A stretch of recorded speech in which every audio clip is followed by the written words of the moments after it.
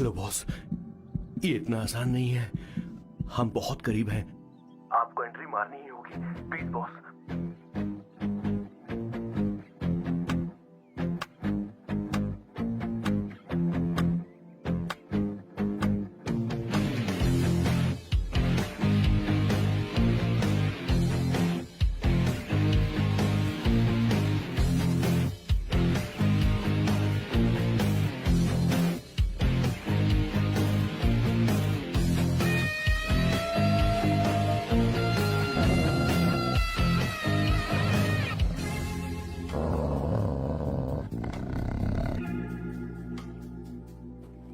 Sir.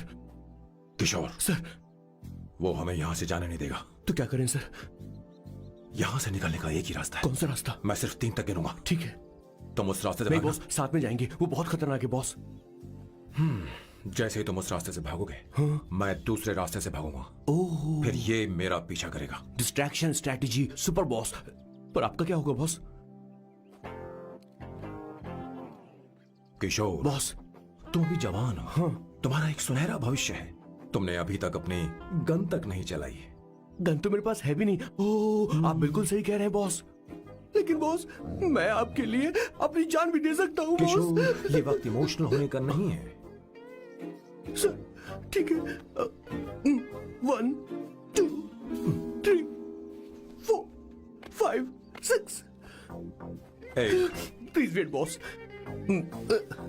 Boss ready? 1 2 3। Boss, आप वहां क्यों खड़े हैं? इस रास्ते से भागिए ना। ओह, किशोर, तुम अभी तक प्लान समझ नहीं पाए। ओह, नहीं नहीं नहीं नहीं। Don't come please, don't come. बचाओ बचाओ, हेल्प प्लीज, भगवान बचाओ मुझे, हेल्प। नहीं, कहाँ फंस गया मैं? इन्हें मेरी सेफ्टी की जरा भी चिंता नहीं है। 2 साल से मैं इनका पीए हूँ, पर हमेशा इनके झांसे में आ ही जाता हूँ। आप लोग यही सोच रहे हैं ना कि इन मामूली से फूलों के लिए मैं इनका गुलाम बना हुआ हूँ, पर मैं आपको बता दूं कि सुगंध को महसूस करना इनका जुनून है। इनके घर में लैब है, मेरा मतलब परफ्यूम लैब। परफ्यूम बनाने में मेरे बॉस पूरे यूरोप में फेमस हैं। बूची ग्लूम, रोबो बकानो, सेल्विन क्लीन जैसे बेहतरीन ब्रांड्स को मेरे बॉस ने ही बनाया है। मुझे एक केले की जरूरत है। सॉरी बॉस, जो आखिरी बचा था वो तो मैंने खा लिया। शायद किचन में। कोई चांस नहीं है बॉस। पूरे घर में तो क्या, लैब में भी एक भी केला नहीं बचा। बॉस का ये टैलेंट मेरे लिए मुसीबत बन गया है। इनकी सूंघने की शक्ति भालू से भी तेज है। Very powerful nose. उस डस्टबिन से खुशबू आ रही है। इसमें सड़े हुए केले हैं बॉस। ओह, क्या हुआ बॉस? एक चीज तो भूल ही गया। क्या चीज? वो मास्क देना। ओ हाँ, अभी देता हूँ।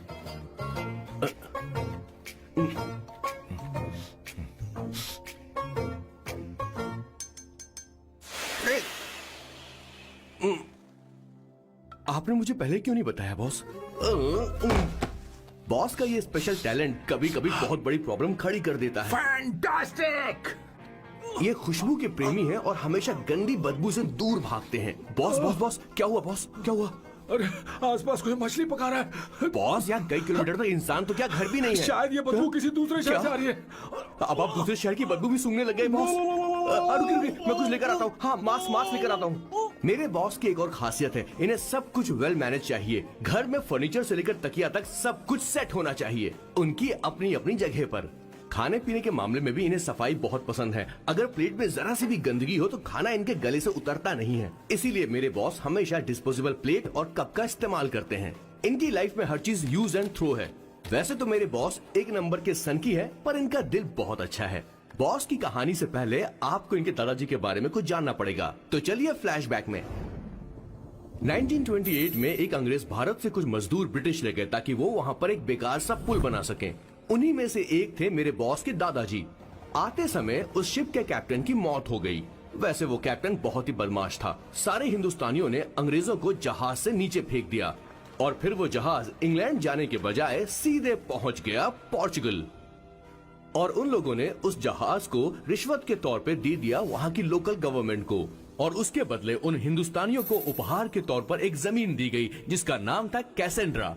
उनके दादाजी वहाँ पर आराम से जिंदगी गुजारने लगे, जहाँ स्मार्टफोन तो नहीं थे लेकिन जिंदगी स्मार्ट थी। उन्होंने वहाँ बड़े पैमाने पर उत्पादन शुरू किया।